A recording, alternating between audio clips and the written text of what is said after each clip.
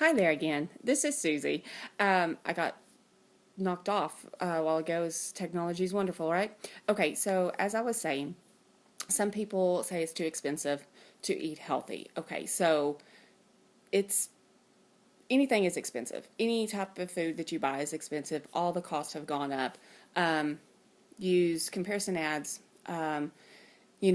Apps like Flip or Ibotta, that kind of stuff that gives you rebates for, certain products. Um, just coupons, eating, getting food from produce stands. Um, Growing a garden is another way to do it. Um, there's lots of ways to get around the cost of it. But we have to eat. We can't get around not eating. So, another objection, I guess if you can say, for regarding not being able to eat healthy, is they say I can't eat certain things or my family is a picky eaters. Okay, so here's the solution. If you have picky eaters or you can't eat certain things, you find things that you like that are healthier. Introduce one or two healthier versions at a time, like cut out sodas. And then you could do, instead of eating sweets, you could eat fruits, or healthify, I guess, your sweets, because there's lots of things you can switch out in cookie recipes, brownie recipes, cakes, anything like that. You can actually add vegetables to some of that stuff, like grated vegetables or pureed to some of that stuff to actually be able to make it healthier. I know, like, you can use applesauce with chocolate chip cookies, or you can do chocolate chip cookies with bananas in there, pureed instead of using like the flour. So there's lots of choices on that. And then another way you can do it is, instead of frying your foods like fried chicken or country fried steak or something like that, you can bake them. So you can still use like the panko breadcrumbs if you like, or some other alternative to breading, and stick it in the oven and bake it instead of frying it in oil. Or you can even just use a smaller amount of a healthier oil like olive oil or avocado oil. But you have to be careful, because if you burn those oils, it can actually put toxins into your body. So the best way is just to bake it instead of just frying altogether. So the goal is just, making one or two changes once a week, every other week, just to kind of slowly guide everybody into a healthier eating habits, and not just like, boom, we're doing this way. I don't want to hear the arguments, that kind of thing. That's kind of like the dictatorship role in it. I know everybody has to be kind of eased in, especially if they're used to eating high carbs and a lot of junk food like chips and cookies and cakes and all of that stuff. You kind of have to ease your way into it. Going cold turkey is never good. Another one is, I don't want my kids dieting. We eat healthy. Okay, so here's my take on this. When I was growing up, I had total comfort food, that everybody cooked comfort foods. So we didn't eat, we had healthy food, but we didn't have so healthy versions of that healthy food.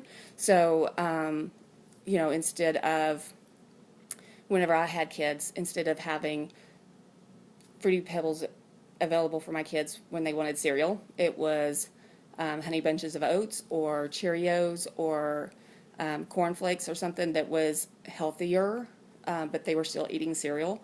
I still allowed them to have a cereal that had marshmallows in it one time a year. That was because it's Halloween, the Count Chocula, Boo Berry, that kind of stuff. That was my favorite. It still is. So we I did allow that during that time of year. And then, of course, we had the candies and the stuff like that around the holidays, which, you have to let your kids be kids. But for the most part, making sure they eat fresh vegetables and fresh fruits, and cutting out the red dyes and stuff, that just helps their nutrition. And if they grow up eating that away, then they're not going to second guess anything, and they're not going to be like, you're being mean to me when they're teenagers. If you do already have teenagers that are used to eating that away, you just kind of have to talk to them and get them on the bandwagon, so to speak, and just say, we're just going to slowly do this, and then that way we'll all be healthier, and then you'll thank me. Like, it's hope. Okay, I'm back. Looks like. Okay, so your every so often sweets, it's totally doable. You know, special occasions, your healthier versions, that kind of thing. If you have food allergies, well, definitely stay away from the foods that you're allergic to. If you know you have food allergies, but you're not quite sure exactly what they are, then yes, definitely get that checked out. Have allergy tests run to make sure you know what you're allergic to, so you don't have a emergency room visit surprise, jumped on you because you ate something you're allergic to and you didn't realize it. I mean, with nutrition, knowledge is power, and moderation and balance is the key to being able to have a healthier lifestyle, live longer, and be able to do a lot more things with your family. Okay, so your any meal plan, it doesn't matter what it is. It's going to be individualized. There's going to be some things that works for you, some things that don't. The things that don't work for you, tweak it. Make sure that you find that that medium ground where it really starts working for you again. And if you can't, find somebody that can help you with that. I know I've had to tweak my diet a lot of times, several times, just because something quit working for me that was working before. Actually, I'm doing one right now that I've had to tweak because what I was doing wasn't exactly working anymore, and I plateaued, and so I'm trying to get past that plateau.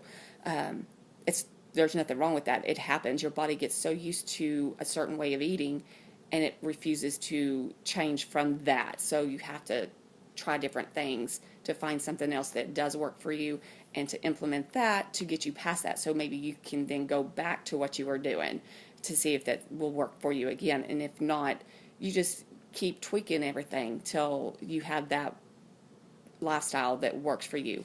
Notice I didn't say diet, because when you're eating healthier and becoming healthier, it's a lifestyle. And also add some exercises in there, like take long walks, jog, run if you can. Dance. Dance is a very healthy way to get some exercise, because you will not believe all the calories you're burning if you're, at a school dance, or, if your child is at a school dance, they're actually burning calories dancing. If you're in the living room being silly and dancing around with your kids, totally acceptable. You're burning calories. That's all that it takes. You don't have to go 2 hours to the gym. And if you do go to the gym for 2 hours, just remember this: stress from exercising does more harm than good to your body as well. So keep those in mind. And I hope y'all have a fantastic evening. If you have any questions, I know I kind of spaced out a little bit. Hopefully there was nothing that was lost. And I will talk to you soon. Good night.